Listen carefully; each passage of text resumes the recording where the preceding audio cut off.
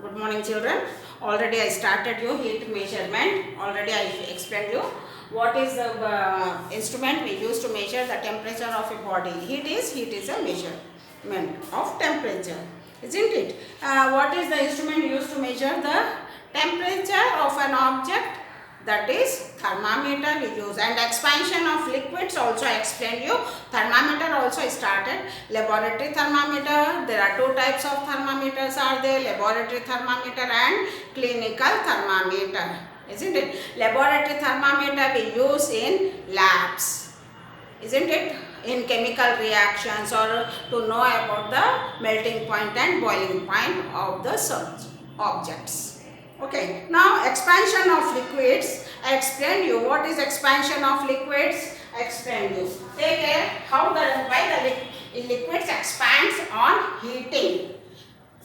This principle is used for mercury. Mercury is also a liquid state. It is a good conductor of heat. It is a good conductor of heat. It is available in pure state. It does not stick to the walls of the thermometer.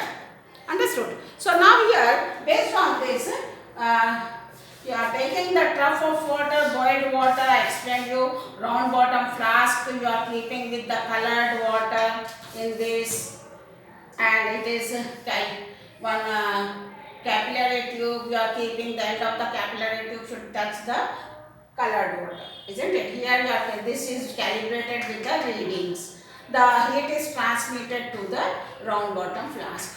That is colored water. What happens when the water receives the heat? Colored water, it becomes hot. So you know that when the water becomes hot, it changes into vapor state. On expansion of the liquid, the colored water moves into the capillary tube. After receiving the heat or on gaining the heat, the colored water moves into the capillary tube. Now take out the round bottom flask and keep it. What happens? On cooling, the water gets contracted and get down into the round bottom flask. So what you understand by this experiment is liquids expands on heating. In the same way, mercury. What about the mercury? It is used as a liquid. It is used as a liquid for indicating the temperature in thermometers. It is in liquid state. It is in liquid state. Already I explained you. Its expansion is uniform. It is available in pure state. It is opaque and shiny. It does not stick to the walls of the thermometer. So, to find the temperature of any object, the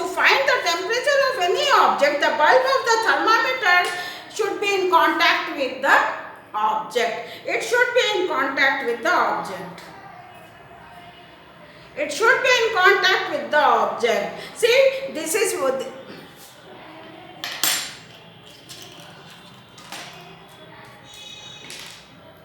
these are the thermometers.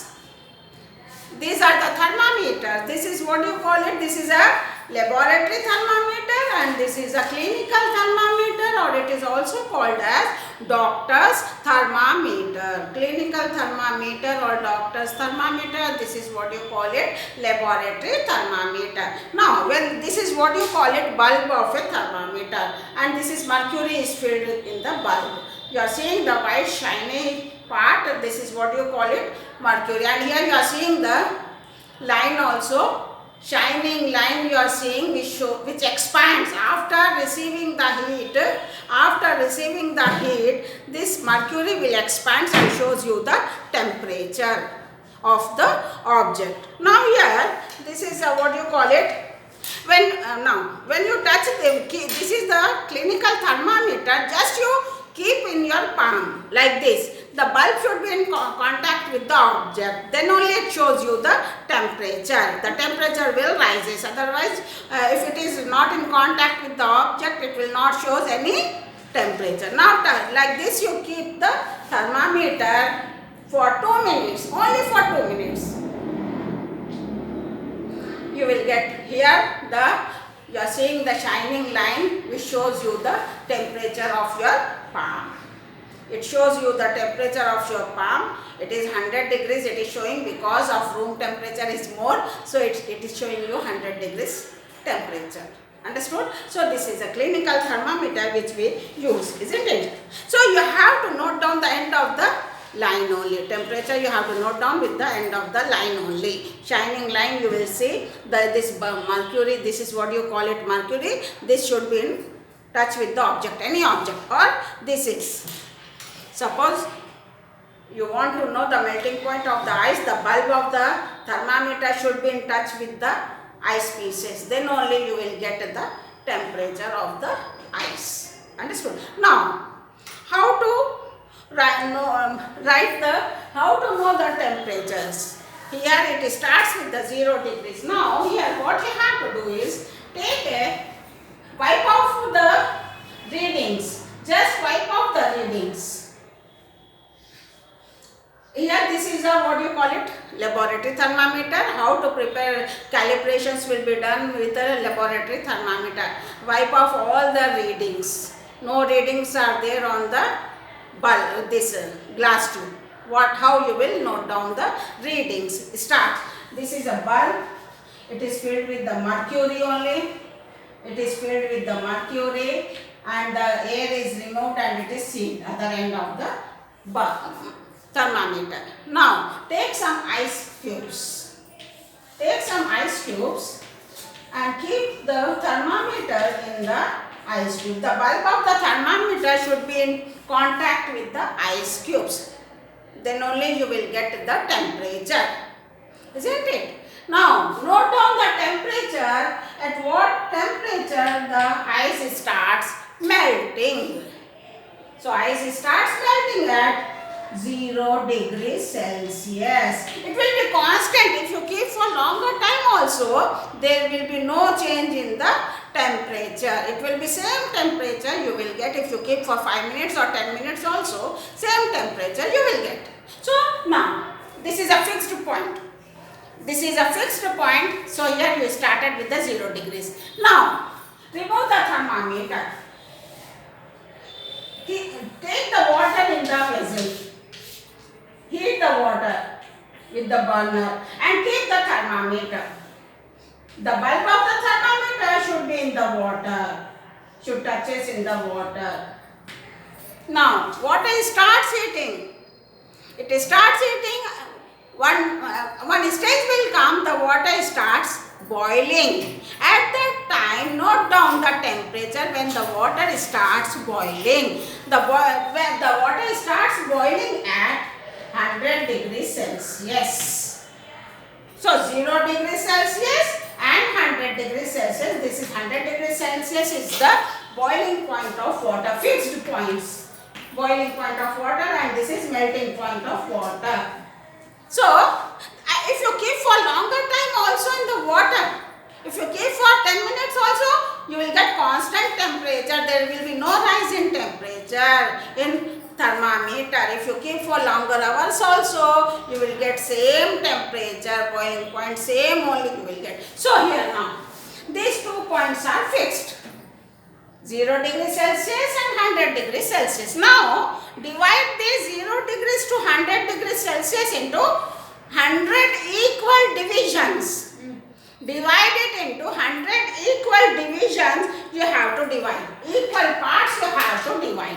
And each degree will have 10 equal parts. 10 small divisions will be there. For 1 degree, 10 equal divisions will be there. 10 equal parts will be there. This is what you call it. 1 degree. This is called 1 degree. Divide it into 10 parts. Your thermometer is ready. Till 100 you have to do 10, 20, 30, 40, 50, 60, 70, 80, 90, 100. Till 100. For each degree here 0 to 10, 1 degree. It is called 1 degree. So 1 degree means 1 equal, 1 division, 1 only, 1 division, 1 part is equals to 1 by 10. Isn't it? 1 by 10. In the same way here, mercury, this is thermometer. Keep it under the tongue. For small kids, we keep under the arms. This is a thermometer here. These readings are different from these readings. You will have two scales. We will explain you this afterwards. So here you are seeing this laboratory thermometer. You can prepare your own thermometer by with measurements. Divide these equal divisions, 100 equal parts you have to divide. So here 10 to 20, 10 divisions will be there, 10 parts will be there. 20 to 30, 10 parts, that is 1 degree only. It is called 1 degree only. So 1 part is equals to 1 by 10. It is equals to 1 by 10. So now you have seen that I showed you 3 vessels. I showed you the water in 3 vessels. In one vessel cold water, other vessel lukewarm water, other vessel hot water. With fingers only you have estimated the temperature. With fingers only. It is cold. How much it is cold? What is the exact temperature? We don't know. So, by using the thermometer, we can say exact temperature. Suppose here 41 degrees Celsius is the temperature for hot water. 41 less than this, it will be 40. Suppose it will be 30. With the temperature, you will get the exact temperature. You will get with the thermometer, you will get the exact temperature. So now, first thermometer was invented by Galileo in the year 1593. Galileo invented first thermometer in the year 1593, and it is used for it is used on the principle of expansion of liquids. Expansion of liquids, isn't it? So expansion of here what we are using here liquid is mercury only. We are using mercury only for 2 thermometers.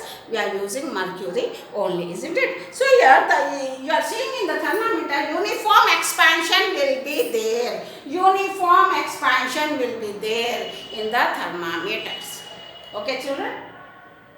So have a nice day.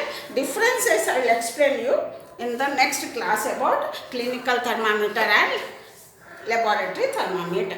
Thank you.